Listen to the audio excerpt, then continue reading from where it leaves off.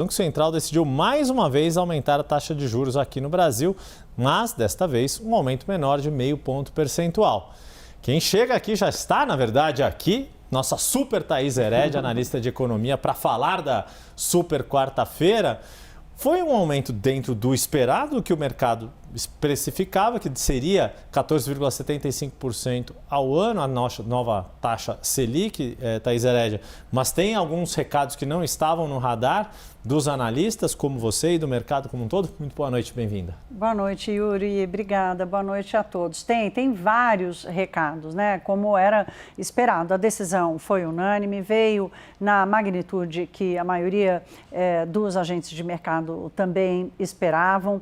Vamos fazer assim por partes. Eu acho que a primeira informação é dizer o seguinte: o Banco Central está dizendo, olha, eu preciso de cautela e de flexibilidade. O grau de incerteza é muito grande. Essas duas palavrinhas, cautela e flexibilidade, têm sido repetidas pelos diretores do Banco Central desde a reunião lá de março, né? E eu já vinha falando aqui, olha, essas são as duas premissas da decisão. Então, eles estão dizendo, a gente precisa de cautela e de flexibilidade porque o grau de incerteza hoje é muito maior. Os riscos também mudaram de patamar. Então, não dá para a gente se adiantar. O que é claro é, a atividade econômica no Brasil continua com um certo dinamismo, melhorou um pouco, por exemplo, a questão do câmbio, tem uma chance do que está acontecendo no mundo inteiro provocar uma desinflação, mas o que a gente fez foi, nós tomamos essa decisão e nós precisamos ter cautela e flexibilidade para decidir a próxima. Numa primeira leitura, o Banco Central pode estar indicando que está pronto para parar. Mas não necessariamente será a última decisão do ano. Vamos começar olhando para cá, que é uma figura interessante para a gente olhar.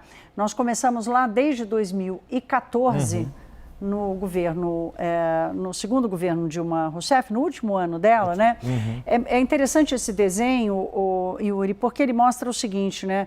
O Brasil, quando adotou o teto de gastos, conseguiu promover uma queda da taxa de juros porque melhorou a expectativa para o equilíbrio das contas públicas. Né? E convivemos com uma taxa de juros muito baixa, até que ela foi para o nível de 2%, que claramente não era sustentável para a economia brasileira. Já no contexto da pandemia, No contexto da pandemia, e aí já vem nessa escalada gigantesca em 2022, tenta experimentar uma queda a partir de 2023, não consegue e volta a subir.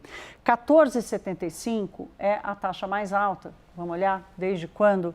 Na próxima tela, a gente está voltando aqui, Yuri, quase 20 anos. Nossa. Julho de 2006. Foi a última vez que o Brasil teve uma taxa tão alta. E aqui fica muito claro, é um recado ruim, porque é um recado de que aquilo que gera maior incerteza e insegurança sobre a economia brasileira, e por isso exige mais juros em situações de crise, que é o desequilíbrio das contas públicas, continua vigente. Porque não faria sentido o Brasil, depois de ter avançado tanto, depois de tantos anos, voltar para um patamar de uma taxa tão elevada como 2006. Quase como enxugar gelo, né?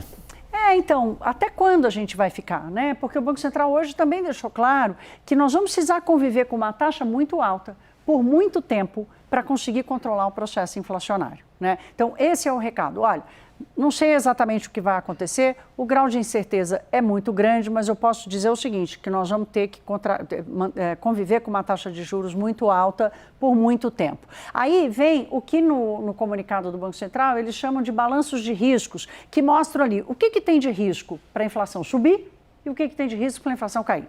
Para cima, a desancoragem das expectativas. Os agentes econômicos ainda esperam uma inflação muito longe da meta de 3%, como a gente traz aqui toda segunda-feira no relatório Focus. Uma resiliência ou uma resistência da inflação, especialmente da inflação de serviços, que é muito ligada ao aumento de renda, mercado de trabalho apertado, como temos no Brasil.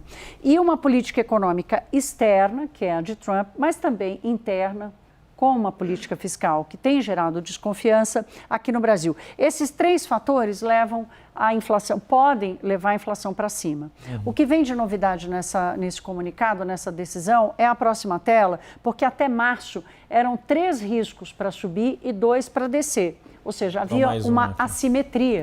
Agora, o risco aumentou para baixo. e aqui tem, a gente diz quais são. Uma desaceleração da atividade aqui no Brasil, além do projetado, em função de tudo que o BC já fez com os juros, até onde ele levou os juros, então a gente poderia entrar numa desaceleração mais forte da economia, uma desaceleração lá fora, global, não só da economia americana, mas do mundo inteiro, com um grau de incerteza maior, e isso poderia levar a uma desinflação e uma queda do preço das commodities e do câmbio, ou seja, isso também gera aqui no Brasil queda da inflação. Essa igualdade ali, 50-50, no que pode dar a inflação. Esse 3-3 aí. Exatamente. Isso não é exatamente um alento, é apenas para dizer, olha, o grau de incerteza aumentou para todo lado.